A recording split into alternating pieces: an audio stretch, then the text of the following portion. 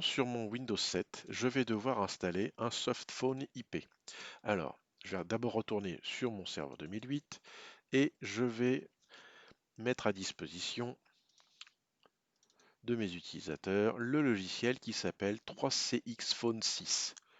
C'est un logiciel gratuit qui a le mérite d'être assez facile à installer sur des postes utilisateurs. Alors, je pense que là, il ne va pas s'afficher parce que j'ai un petit bug régulier. Voilà, il faut que je ferme. Je ne sais pas pourquoi. C'est un bug sur mon Windows 7 certainement. Donc, je vais fermer la session et je vais la rouvrir immédiatement. Et normalement, je vais récupérer le lien vers le fichier. J'ai un bug, je pense, sur ma machine Windows 7.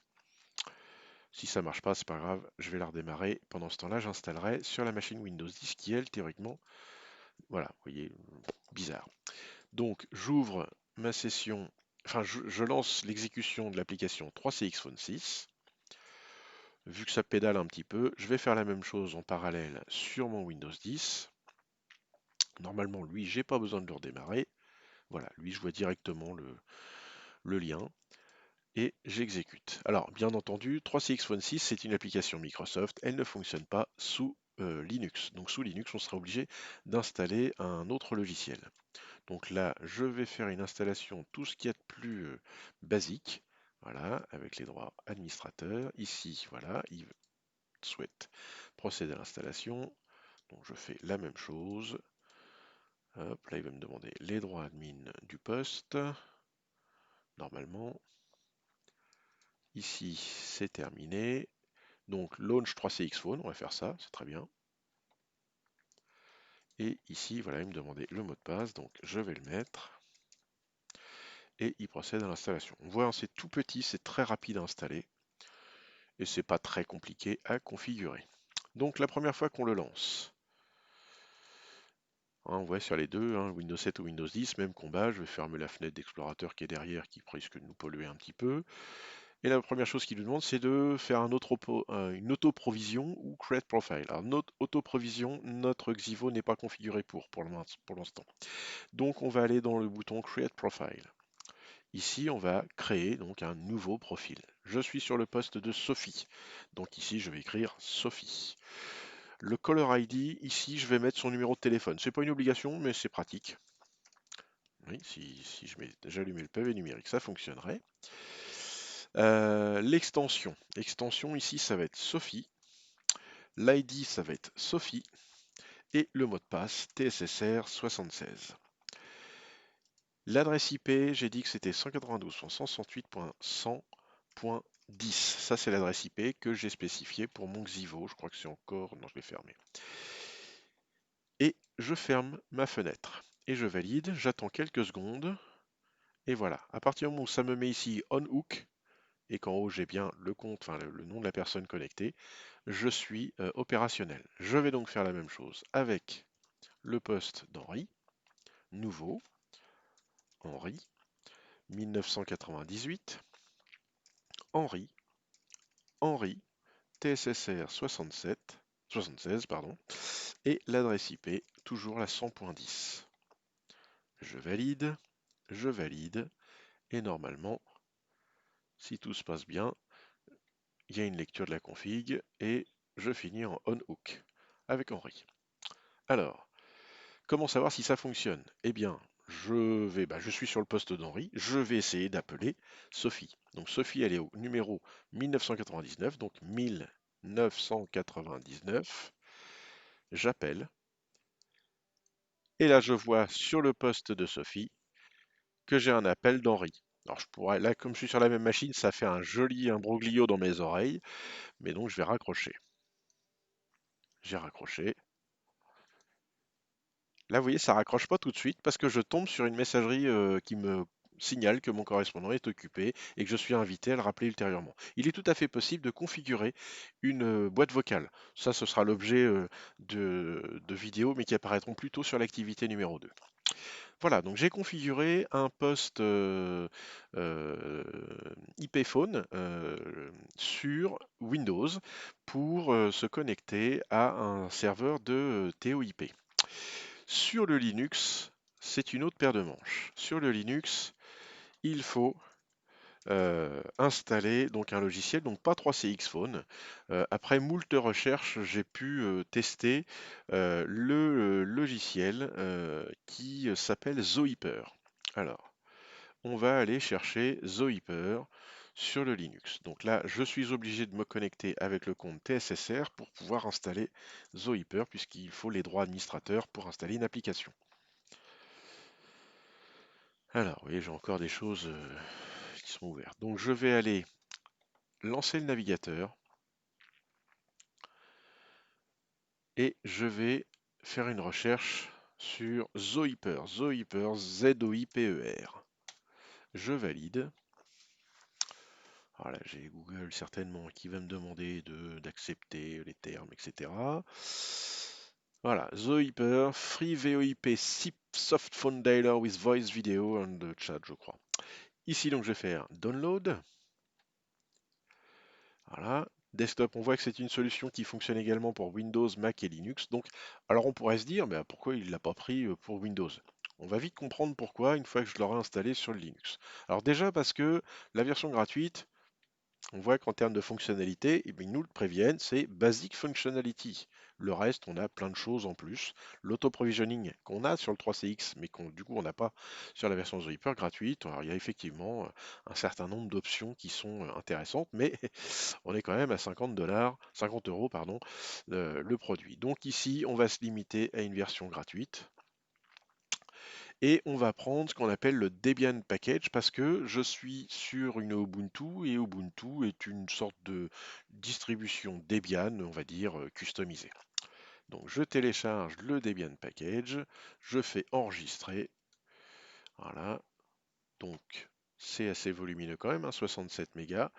Et alors, normalement, je devrais pouvoir cliquer dessus pour l'installer. Sauf que très régulièrement, ça fonctionne pas comme on veut. Donc là, je vais fermer mes deux onglets.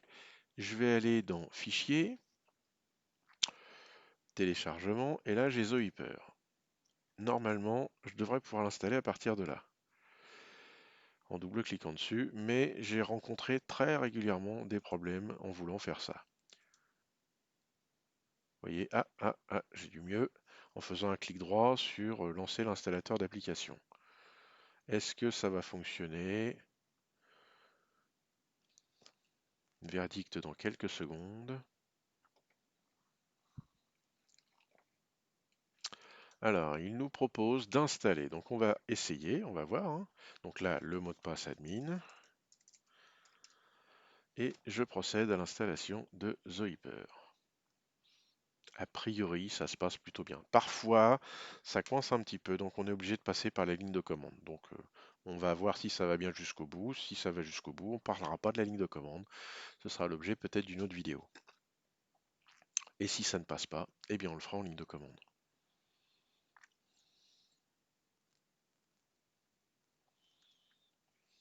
Voilà, a priori, c'est installé. Donc, je pourrais le resupprimer, ce qui serait un peu bête. Alors, c'est très mal fait, je trouve, parce qu'on aurait tendance intuitivement à voir un bouton, puis y cliquer dessus, ce qui supprimerait à nouveau l'application, ce qui serait un peu dommage. Donc, je ferme avec mes fenêtres et je vais aller voir si j'ai bien un Zohyper qui s'est installé quelque part. Et effectivement, quand je descends, j'ai bien Zohyper. Donc là, on avait dit que c'était le poste de Patrick. Alors je suis bête parce que je suis en train d'utiliser le profil TSSR. Donc je vais changer d'utilisateur à nouveau et je vais remettre Patrick. Allez, on se dépêche. Voilà, Patrick. TSSR 76 étoiles.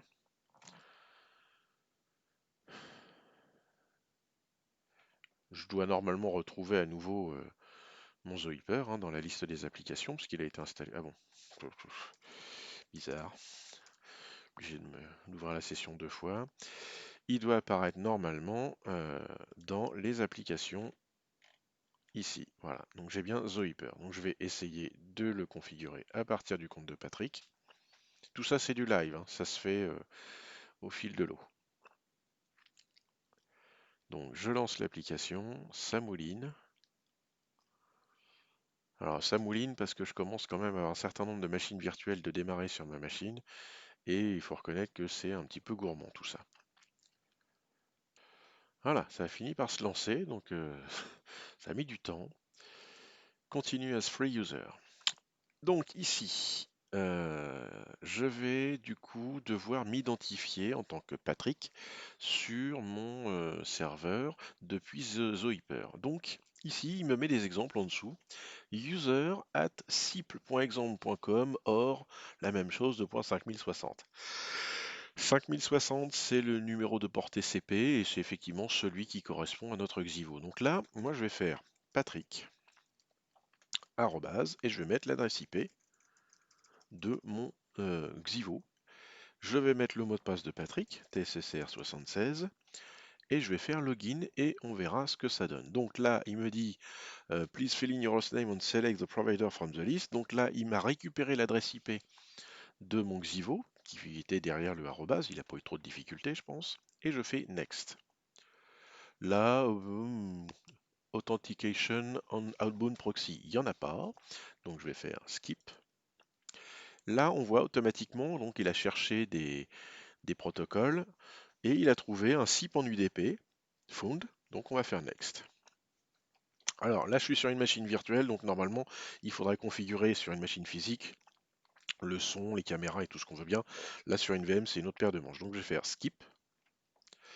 Voilà à quoi ressemble Zoiper dans sa version gratuite. Donc on voit que c'est quand même assez succinct. Ici, j'ai le pavé pour numéroter, hein, ce qui est pas naturel d'aller le chercher. Et je vais essayer d'appeler, par exemple, Sophie. Alors, je vois bien que ça sonne du côté de Sophie. Donc c'est plutôt bon signe, je vais raccrocher. Et sur, voilà, j'ai toujours le message. Et là, le message s'est arrêté puisque j'ai eu juste le petit message comme quoi mon correspondant était occupé. Je vais essayer dans l'autre sens. Je sais que parfois ça cafouille un petit peu. Alors on va essayer d'appeler donc le 1997. Et voilà, j'ai bien un appel de Sophie qui arrive. Voilà, donc j'ai configuré mon client de TOIP sur le Linux Ubuntu. Voilà, donc ça c'était la première chose. Dans la vidéo qui suit, parce que sinon ça va commencer à faire vraiment très long, je vais présenter la façon dont on peut faire un groupe d'appel sur le Xivo.